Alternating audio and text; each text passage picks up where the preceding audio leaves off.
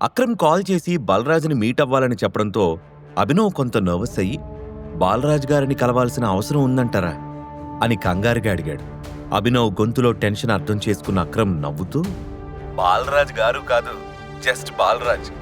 నువ్వు మా టైగర్వి, మాఫియా సామ్రాజ్యానికి కింగ్వి. అందరూ నిన్ను గౌరవించాలి కానీ నువ్వెవరికీ రెస్పెక్ట్ ఇవ్వాల్సిన పనిలేదు బేటా అని చెప్పి ఫోన్ కట్ చేసి అభినవ్కి మీటింగ్ లొకేషన్ కూడా పంపాడు. అక్రమ్ మాటలు అభినవ్లో ఎంత కాన్ఫిడెన్స్ పెంచాయంటే జూ వదిలి జంగిల్లోకి అడుగుపెట్టిన పుల్లా ఫీల్ అయ్యాడు. రెట్టించిన ఉత్సాహంతో రూమ్కొచ్చిన అభినవ్ పిజ్జా ఆర్డర్ పెట్టుకుని బెడ్ మీద పడుకుని సీలింగ్ వైపు చూస్తూ కాలు మీద కాలేసుకుని తల కింద చేతులు పెట్టుకుని ఆలోచిస్తూ మునుపెన్నడూ లేనంత ప్రశాంతంగా హాయిగా ఉన్నాడు. కొంచెం సేపు అవగానే డోర్ బెల్ మోగడంతో హుషారుగా వెళ్లి తలుపు తీశాడు. ఎదురుగా పిజ్జా డెలివరీ బాయ్ కంగారు పడుతూ, సారీ సార్, ట్రాఫిక్ వల్ల కొంచెం లేట్ అయింది. ఈ రీజన్ వల్ల నాకు రేటింగ్ తగ్గించకండి సార్, ప్లీజ్ సార్ అని జాలిగా మొహం పెట్టి అడిగాడు. అతన్ని చూడగానే అభినవ్కి తనని తాను చూసుకున్నట్టు అనిపించింది. ఎన్నోసార్లు డెలివరీ లేట్ అవ్వడం, కస్టమర్లతో తిట్లు తినడం, దానివల్ల రేటింగ్ పడిపోవడం జరిగింది. అందుకే డెలివరీ బాయ్ కష్టాన్ని ఇట్టే అర్థం చేసుకోగలిగాడు. వెంటనే జేబులో నుంచి 500 రూపీస్ నోట్ తీసిస్తూ, డోంట్ వరీ బ్రదర్, 5 స్టార్ రేటింగ్తో పాటు ఈ 500 కూడా తీసుకో అన్నాడు. కానీ సార్, మీ ఆర్డర్ వాల్యూ కూడా 500 రూపీస్ లేదు, అంత టిప్ అంటే అంటూ కాస్త చెమట తుడుచుకుంటూ బిడియంగా మాట్లాడాడు delivery boy. Delivery boy job ఎంత టఫ్గా ఉంటుందో నాకు తెలుసు bro. At the same time Lakshmidevi వెతుక్కుంటూ వచ్చినప్పుడు కాదనకూడదు. ఏమో, ఎవరికి తెలుసు, రాత్రికి రాత్రి నువ్వు కోటీశ్వరుడు అయిపోతావేమో అని ఉత్సాహంగా నవ్వుతూ అన్నాడు అభినవ్. అభినవ్ అలా ఎందుకు చెప్పాడో డెలివరీ బాయ్కి అర్థం కాలేదు కానీ చిన్న స్మైల్ ఇచ్చి మనీ తీసుకొని, థ్యాంక్ యూ సార్, మీరిచ్చిన కిక్తో ఇవాళ ఈజీగా ఇంకో 50 డెలివరీలేనే చేసేస్తా అని చెప్పి ఒక కొత్త ఎనర్జీతో అక్కడి నుంచి వెళ్ళిపోయాడు. సమయం చాలా వేగంగా గడిచిపోయి సాయంత్రం అయిపోయింది. అభినవ్ త్వరగా ఫ్రెష్ అయ్యి ash colour shirt, black pant వేసుకున్నాడు. చూడ్డానికి అంత మంచి డ్రెస్ అస్సలు కాదు గాని అతని దగ్గర అంతకు మించి వేసుకోవడానికి వేరే ఏ డ్రెస్సు లేదు. ఆ తర్వాత ఇంటి నుండి బయటకొచ్చి బైక్ బుక్ చేసుకుని హోటల్ సఫైరాకి చేరుకున్నాడు. లైటింగ్ వెలుగులో దేదీప్యమానంగా వెలిగిపోతున్న ఆ హోటల్ అందాలని బయట నుంచే ఆస్వాదిస్తూ లోపలికి వెళ్లబోతుంటే, ఏ ఆగ అంటూ ఓ అరుపు వినిపించింది. అభినవ్ వెనక్కి తిరిగి చూడగానే సూట్ వేసుకున్న హోటల్ సెక్యూరిటీ ఆఫీసర్ పరిగెత్తుకుంటూ వచ్చి, ఎవరు నువ్వు, ఎక్కడికి వెళ్తున్నావు అని అడిగాడు. లోపలికి వెళ్తున్నాను, ఎనీ ప్రాబ్లం అని అనుమానంగా అడిగాడు అభినవ్. అభినవ్ని పైనుంచి కింద వరకు చూసి, yes, you are the problem. నీ వాలకం చూసుకున్నావా, నువ్వు లోపలికి వెళ్ళడానికి వీల్లేదు, బయటికి నడు అని ఎగతాళి చేశాడు సెక్యూరిటీ ఆఫీసర్. అతను తన బట్టల్ని చూసి జడ్జి చేస్తున్నాడని అభినవ్కి అర్థమైంది. నన్నెందుకు ఆపుతున్నావో తెలుసుకోవచ్చా అని పొలైట్గా అడిగాడు. నీలాంటి వాళ్ళకి సమాధానం చెప్పాల్సిన అవసరం నాకు లేదు, ఇక్కడ సీన్ క్రియేట్ చేయకుండా బయలుదేరు అని సెక్యూరిటీ అధికారి హెచ్చరించడంతో అభినవ్కి కోపం వచ్చింది. చాలా ఓవర్గా మాట్లాడుతున్నావు భయ్, నువ్వు అనవసరంగా గొడవ పడద్దు అని ఒక స్వీట్ వార్నింగ్ ఇచ్చాడు అభినవ్. నీ మొహం ఎప్పుడైనా అద్దంలో చూసుకున్నావా? ఇదేమన్నా నీ బాబుగాడు హోటలా నీకు సెల్యూట్ కొట్టి డోర్ తీసి లోపలికి పంపించడానికి? నిన్ను మెడపట్టి బయటికి తోయకముందే ఇక్కడి నుంచి వెళ్ళో అని సీరియస్గా బయటికి చేయి చూపించాడు.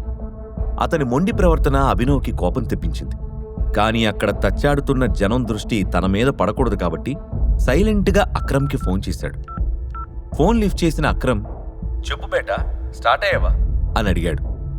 నేను హోటల్ బయటున్నాను, మన టేబుల్ నెంబర్ ఎంత అని అభినవ్ అడిగాడు. టేబుల్ నెంబరా? భలేవాడివే, ఆ హోటల్ మందే, మనం టేబుల్ బుక్ చేసుకోవాల్సిన కర్మ ఏంటి?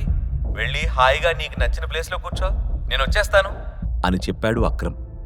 అది సెక్యూరిటీ ఆఫీసరు నన్ను లోపలికి పంపించట్లేదు అని ఇబ్బందిగా చెప్పాడు అభినవ్. వాట్? ఏదైనా కన్ఫ్యూషన్ అనుకుంటా, నేను 2 నిమిషాల్లో రీచ్ అవుతాను, ఆ ఆఫీసర్ తరపున నేను సారీ చెప్తున్నాను టైగర్ అని చెప్పాడు అక్రమ్. ఏం పర్వాలేదు, మీరు వచ్చేంతవరకు నేను వెయిట్ చేస్తాను అని చెప్పి ఫోన్ కట్ చేశాడు అభినవ్. అప్పటిదాకా అభినవ్ ఎవరితోనో ఫోన్లో మాట్లాడింది విన్న సెక్యూరిటీ ఆఫీసర్, నువ్వేమన్నా పెద్ద సెలబ్రిటీవా, రికమెండేషన్ చేయించడానికి ఫోన్ చేస్తున్నావు? నువ్వు ప్రైమ్ మినిస్టర్కి కాల్ చేసినా లోపలికి పంపను అంటూ స్టాఫ్ని పిలిచి అభినవ్ని బయటికి తోసేయమని ఇన్స్ట్రక్ట్ చేశాడు. సరిగ్గా ఆ మూమెంట్లోనే ఏయ్ అటు చూడు నీ ఎక్స్ బాయ్ ఫ్రెండ్ అని ఒక ఎగతాళి స్వరం వినిపించింది. అటువైపు తిరిగిన అభినవ్కి దేవా, వైభవీలు కనిపించారు. అభినవ్ వైపు అసహ్యంగా చూస్తూ, ఛీ, ప్రశాంతంగా రిలాక్స్ అవుదామని వస్తే వీడేంటి దిష్టిబొమ్మలాగా అని పొగరుగా అంది వైభవి. నోరు అదుపులో పెట్టుకో వైభవి, ఆ రోజు నీ చెంప పగలగొట్టకుండా వదిలేసి తప్పు చేశాను. ఇంకొక్క మాట ఎక్స్ట్రా మాట్లాడితే నీ ఎత్తుపళ్ళు రాలిపోవడం ఖాయం అని కాలర్ ఎగరేసి వార్నింగ్ ఇచ్చాడు అభినవ్. ఎంత పొగర్రా నీకు? డెలివరీ జాబ్ పోయిందని ఇక్కడ సెక్యూరిటీ గార్డుగా పనిచేయడానికి వచ్చావా అని పళ్ళు కొరికాడు దేవా. అసలు నీ ప్రాబ్లం ఏంట్రా? అక్రమ్ సార్ కాల్ చేస్తేనే ఇక్కడికి వచ్చాను అని తెలిస్తే నువ్వు గుండాకి సస్తావు అని ఎదురు సమాధానం చెప్పాడు అభినవ్. ఏంటి, అక్రమ్ సార్ పిలిచారా? అది సంగతి. నువ్వు ఎలాగో ఆయన పాత డ్రైవర్ కొడుకు కదా, నీ జాబ్ పోయిందని తెలిసి డ్రైవర్గా పెట్టుకుందామని పిలుచుంటారులే అని ఎగతాళి చేశాడు దేవా. సరిగ్గా అప్పుడే కార్ హార్న్ గట్టిగా వినిపించింది. అందరూ చూస్తూ ఉండగానే జాగ్వర్ కార్లో నుంచి white and white kurta pyjama వేసుకుని దిగాడు అక్రమ్. అతనితో పాటే మరొక మనిషి కూడా ఉన్నాడు. చూడ్డానికి పొడుగ్గా ఫిట్గా ఉన్న అతనికి 50 ఏళ్లంటే ఎవ్వరూ నమ్మరు. ఈ మధ్య వస్తున్న తెలుగు సినిమాల్లో స్టైలిష్ హిందీ విలన్ లాగా ఉన్న అతనే బల్కంపేట్ బాలరాజ్. పైకి కనిపించడానికి మాత్రం బిజినెస్ మ్యాన్ బాలరాజ్, తేడా వస్తే మాత్రం బల్కంపేట ఎల్లమ్మ తల్లి సాక్షిగా శాల్తీ లేపేస్తాడు. అభినవ్ దృష్టి మొత్తం బాలరాజ్ పైనే ఉంది. అక్రమ్ కోపంగా, అసలు ఇక్కడేం జరుగుతుంది అని సెక్యూరిటీని ప్రశ్నించాడు. ఆ సమయంలో కారు దగ్గరే ఫోన్ మాట్లాడుతూ ఉన్నాడు బాలరాజ్. సారీ సార్, ఈ దొంగ రాస్కెలు లోపలికి వెళ్ళడానికి డ్రామా క్రియేట్ చేస్తున్నాడు. కస్టమర్లతో కూడా గొడవ పడుతున్నాడు. నేను అతన్ని లోపలికి వెళ్లకుండా ఆపుతున్నాను సార్ అని వినయంగా చెప్పాడు సెక్యూరిటీ ఆఫీసర్. అక్రమ్ అతడి వైపు కళ్ళెర్ర చేసి చూస్తూ, how dare you call him a thief? అతన్ని లోపలికి వెళ్లకుండా ఆపమని నీకెవరు చెప్పారు? తను నా గెస్ట్ అని చెప్పి అభినవ్ వైపు తిరిగి, అంతా ఓకేనా అని అడిగాడు. తాను చేసిన తప్పేంటో వెంటనే రియలైజ్ అయిన సెక్యూరిటీ ఆఫీసర్ అభినవ్కి సెల్యూట్ కొట్టి డోర్ తీశాడు. అభినవ్ మౌనంగా తలోపగానే మళ్లీ సెక్యూరిటీ ఆఫీసర్ వైపు తిరిగి, you are fired, get lost from here అని గట్టిగా అరిచాడు అక్రమ్. ఆ అరుపుకి కొన్ని సెకండ్ల పాటు పెద్ద నిశ్శబ్దం అలుముకుంది. అంతేకాకుండా అక్రమ్ మాటలు విని కంగుతిన్న వైభవి, దేవాలు కూడా మెల్లిగా అక్కడి నుంచి జారుకున్నారు. ఇంతలో బాలరాజ్ రావడంతో అభినవ్ని తీసుకుని అక్రమ్ లోపలికి నడిచాడు. సఫైరా హోటల్ లోపల ఇంటీరియర్స్ ఎక్స్ట్రాడినరీగా ఉన్నాయి. సీలింగ్కి వేలాడుతున్న పెద్ద పెద్ద షాండ్లియర్స్, బ్యాక్గ్రౌండ్లో వినిపిస్తున్న రెట్రో మ్యూజిక్తో పాటు అందమైన ఇంపోర్టెడ్ ఫర్నిచర్తో హోటల్ అంతా ప్యాలెస్లా మెరిసిపోతుంది. వాళ్లను నేరుగా VIP రూమ్ వైపు తీసుకువెళ్లాడు అక్రమ్. ఆ తర్వాత వెయిటర్ని పిలిచి, ఈరోజు చాలా స్పెషల్ గెస్ట్లు వచ్చారు, ఈ మీటింగ్ మెమరబుల్గా ఉండాలి, అందుకే అన్నిటికంటే ఖరీదైన డ్రింక్ అండ్ డిష్ తీసుకొచ్చి సర్వ్ చేయి అని ఆర్డర్ వేశాడు. ఓకే సార్ అని చెప్పి అక్కడి నుంచి ఫాస్ట్గా వెళ్ళిపోయాడు వెయిటర్. వెల్కమ్ బేటా, నీ ఐడెంటిటీని ఇక్కడ దాచాల్సిన అవసరం లేదు, ఫ్రీగా ఉండు అని చెప్పాడు అక్రమ్. అభినవ్ సరే అని తలూపాడు. బాలరాజ్ మాత్రం అభినవ్ వైపు విచిత్రంగా చూశాడు.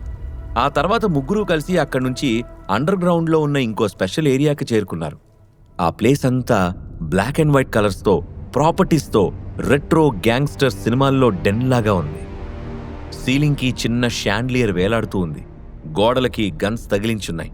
మధ్యలో ఒక బాక్సింగ్ రింగ్ ఉంది. దాని చుట్టూ టేబుల్స్తో పాటు స్పెషల్లీ డిజైన్డ్ చైర్స్ ఉన్నాయి. ఆ ప్లేస్ అంతా తిప్పి చూపిస్తూ, మీ నాన్నకి బాక్సింగ్ రింగ్ అంటే చాలా ఇష్టం తెలుసా టైగర్? ఇక్కడే ఎంతో మందిని ఓడించాడు. అతనికి సంతోషం వచ్చినా బాధ వచ్చినా ఇక్కడికే వచ్చేవాడు అని కొంచెం ఎమోషనల్ అవుతూ చెప్పాడు అక్రమ్. అభినవ్కి ఆ ప్లేస్ అంతా వింతగా అనిపించింది. సిటీ మధ్యలో ఉన్న ఒక స్టార్ హోటల్ బేస్మెంట్లో ఇలాంటి ఒక డెన్ ఉందంటే సినిమాల్లో చూడటమే కానీ లైవ్లో ఇదే ఫస్ట్ టైం అని ఫీల్ అయ్యాడు. మన జీవితం కూడా ఒక బాక్సింగ్ రింగ్ లాంటిదే టైగర్. ఎప్పుడూ అలర్ట్గా ఉంటూ శత్రువు ఎత్తులకు పై ఎత్తులు వేస్తూ ప్రతిదాడి చేస్తూ ఉండాలి. ఇక్కడికొస్తే ఎందుకో పాత జ్ఞాపకాలన్నీ గిర్రున తిరుగుతాయి. ఏమంటావు బాలరాజ్ అని అడిగాడు అక్రమ్. నువ్వింకా చాదస్తం తగ్గించుకోలేదు అక్రమ్ భాయ్, వచ్చి చాలాసేపు అయింది, అసలు విషయం ఏంటో చెప్పు అన్నాడు బాలరాజ్. వెంటనే అభినవ్ను చూపిస్తూ, ఇదిగో ఇతనే మన సంజయ్ భయ్యా కొడుకు టైగర్ అని గర్వంగా పరిచయం చేశాడు అక్రమ్. అది విన్న బాలరాజ్ గట్టిగా చప్పట్లు కొడుతూ ఎగతాళి చేస్తున్నట్టుగా నవ్వాడు. ఇంతలో బయట నుండి వెయిటర్ వాళ్ళకు కావలసినవి తీసుకుని రావడంతో కాసేపు సైలెంట్ అయ్యాడు. వెయిటర్ టేబుల్ పైన డ్రింక్స్ అండ్ ఫుడ్ అరేంజ్ చేసి అక్కడి నుండి వెళ్లే వరకు వాళ్ల మధ్య నిశ్శబ్దం కొనసాగింది. అతను వెళ్ళిపోయాక, ఎందుకు ఎగతాళిగా నవ్వుతున్నావు బాలరాజ్? ఇతనే మన Abhinav, our one and only tiger అని కాస్త ఎమోషనల్ అవుతూ చెప్పాడు అక్రమ్. ఐఎమ్ సారీ అక్రమ్ భాయ్, నాకు నవ్వు ఆగడం లేదు అని కష్టంగా కంట్రోల్ చేసుకుంటూ వైన్ సిప్ చేశాడు బాలరాజ్. అతను సిప్ చేస్తూ ఉంటే అతని వైన్ గ్లాస్లో నుంచి ఆపోజిట్లో కూర్చున్న అభినవ్ కళ్ళు వేటకెళ్లే పులి కళ్ళలాగా కనిపిస్తున్నాయి. బాలరాజ్ కొంచెం సీరియస్గా, ఇందాక నుంచి గమనిస్తున్నాను, ఎంట్రన్స్ దగ్గర ఆఫ్టర్ ఆల్ సెక్యూరిటీ ఆఫీసర్ని డీల్ చేయడానికి కూడా నువ్వు రావాల్సి వచ్చింది. ఇప్పుడు కూడా వచ్చినప్పటి నుంచి నువ్వే మాట్లాడుతున్నావు, కానీ నీ టైగర్ తన గురించి తాను మాట్లాడలేడా? లేదా అతనేమైనా మోగోడా? మన సంజయ్ బిడ్డ పులి అక్రమ్ భాయ్, కానీ వీడు పిల్లిలా ఉన్నాడు అని ఎగతాళి చేస్తూ కాలు మీద కాలేసుకుని కూర్చున్నాడు. టైగర్ గురించి అలా మాట్లాడకూడదు బాలరాజ్ అని అక్రమ్ గంభీరంగా అంటూ ఏదో చెప్పబోయాడు. కానీ అభినవ్ అతన్ని ఆపి, సభాష్ బాలరాజ్, నీ ధైర్యం నాకు నచ్చింది. నువ్వు పవర్ఫుల్ వ్యక్తివే కావచ్చు, కానీ ఎప్పుడూ ఎదుటి మనిషిని తక్కువ అంచనా వేయకూడదు. ఇంకో విషయం ఏంటంటే, పిల్లి కోతకి పులి గాండ్రింపుకి చాలా తేడా ఉంటుంది. ఒక్కసారి పంజా విసిరి పులి గాండ్రించిందంటే అడవిలో పిట్టలతో పాటు పర్వతాలు కూడా వణుకుతాయి అని గంభీరంగా అన్నాడు అభినవ్. అభినవ్ మాటల్ని సీరియస్గా తీసుకున్న బాలరాజ్ వైన్ గ్లాస్ కింద పెట్టి, నువ్వు టైగర్ అయితే ఇన్ని సంవత్సరాలు ఎక్కడ దాక్కున్నావు? ఉన్నపళంగా వచ్చి సింహాసనం అధిష్ఠిస్తాను అంటే నీకు సలాములు కొట్టడానికి ఇక్కడ ఎవ్వరు రెడీగా లేరు. అయినా పవర్ అనేది ఎవరో ఇస్తే తీసుకోకూడదు, సంపాదించుకోవాలి అని ఘాటుగా సమాధానమిచ్చాడు. ఇవ్వడమే కానీ తీసుకోవడం నా రక్తంలో లేదు. నేను ఇన్నాళ్ళు ఎక్కడున్నానో ఏం చేశానో చెప్పడానికి ఇది సమయం కాదు. నేనే టైగర్ అని నువ్వు నమ్మాలంటే ఏం చేయాలో అది చెప్పు అని సూటిగా ప్రశ్నించాడు అభినవ్. అతని మాటల్లో ఎలాంటి తడబాటు కనిపించలేదు. అందుకు గర్వంగా ఫీల్ అయిన అక్రమ్, శభాష్ టైగర్ బేటా, అస్సలైన మగాళ్లా మాట్లాడావు అన్నాడు. మాఫియా వరల్డ్లో కీలక పొజిషన్లో ఉన్న బాలరాజ్ తను ఎవరికైనా ఊడిగం చెయ్యాలంటే అవతల వైపు ఖచ్చితంగా టైగరే అయి ఉండాలనేది పంతం. అందుకే తడుముకోకుండా, బస్తీమే సవాల్ రా బుట్టోడా, నేను కొలిచే బల్కంపేట ఎల్లమ్మ తల్లి సాక్షిగా చెప్తున్నా, నువ్వే టైగర్ అని నేను నమ్మాలంటే నాతో ఫైట్ చేసి నన్నోడించు అని సీరియస్గా అన్నాడు బాలరాజ్. అది చూసి కంగారు పడిన అక్రమ్, ఏం మాట్లాడుతున్నావు బాలరాజ్, తను అంటూ ఏదో చెప్పడానికి ప్రయత్నించాడు. అక్రమ్ మాటల్ని పట్టించుకోకుండా అభినవ్ సమాధానం కోసం చూస్తున్నాడు బాలరాజ్.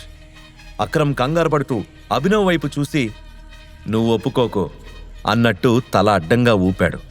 అభినవ్ చిన్న స్మైల్తో టేబుల్ మీద ఉన్న గ్లాస్లోని డ్రింక్ ఖాళీ చేసి, ఛాలెంజ్ యాక్సెప్టెడ్ బాలరాజ్, వేట కోసం ఈ టైగర్ రెడీ అని భుజాలు తిప్పాడు. ఆ క్షణం అభినవ్ ధీమా చూసిన అక్రమ్కి నిజంగానే వేటకి సిద్ధమైన పులిని చూసినట్టు అనిపించింది. అయితే పదా అంటూ చొక్కా తీసి విసిరి రింగ్ వైపుకు నడిచాడు బాలరాజ్. బాలరాజ్ని అభినవ్ ఓడించగలడా? టైగర్ వచ్చాడని తెలిస్తే మాఫియాలో ఎలాంటి ప్రకంపనలు కలుగుతాయి? ఈ ప్రశ్నలకు సమాధానాలు తెలుసుకోవాలంటే నెక్స్ట్ ఎపిసోడ్ వినాల్సిందే. క్రింద ఇచ్చిన లింక్ ని క్లిక్ చేసి పాకెట్ ఎఫ్ఎం యాప్ ని ఇన్స్టాల్ చేసుకోండి. Stay tune to pocket FM.